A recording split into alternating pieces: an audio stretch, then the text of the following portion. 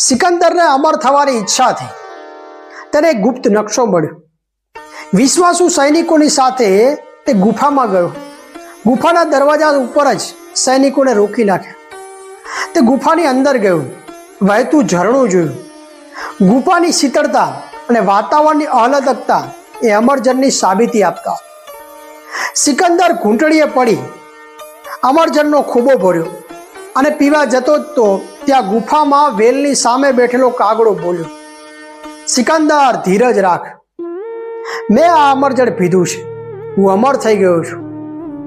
જીવનમાં જે મોજ શોખ કરવી હતી તે બધું કરી લીધું। ખૂબ હર્યો ફર્યો, ખાધું પીધું, મોજ કરી।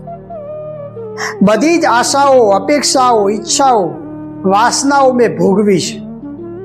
હવે થાક્યો, ખૂબ થાક્યો। પછી મેં મરવાના પ્રયત્નો કર્યા। પહાડ પરથી કૂદ્યો, પાણીમાં કૂદ્યો, અગ્નિમાં કૂદ્યો, પણ અમરતા મને મળવા નથી દેતી। જીવન ત્રાસરૂપ લાગે છે, સ્મૃતિઓ સતાવે છે। જો તારે અમર થવું હોય તો આ જળ પી, અને જ્યારે તને મૃત્યુનો ઉપાય મળે ત્યારે મને આ ગુફામાં આવીને કહેજે। સિકંદરના ખોબામાંથી અમર જળ નીચે પડી ગયું। પાણી પીધા વિના જ તે બહાર નીકળી ગયું। એટલે જ મારા વાલા, જીવનમાં એક વાત કાયમ માટે યાદ રાખજો કે મૃત્યુ જીવનનો અંત છે, પરિશ્રમનો થાક છે, પરિવર્તન છે, નવજીવનનો માર્ગ છે, નવચેતનાની ચાવી છે। જેટલું જીવન જરૂરી છે એટલું જ મૃત્યુ જરૂરી છે।